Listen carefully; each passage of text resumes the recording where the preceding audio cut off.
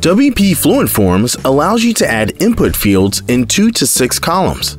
It also makes the columns look more compact and organized for the users. To arrange input fields into multiple columns in your form, open the Container menu in the Form Editor's Input Fields section. You'll see 6 options here. If you want to arrange your input fields into 3 columns, drag the 3-column container. Or, for 6 columns, drag 6-column container and drop it into the form editor. You can also add them by clicking on the Input Fields menu. These containers will function like your other regular builder points. Add, remove, customize the regular input fields into these containers, just like you would have in the regular WP Fluent Forms editor.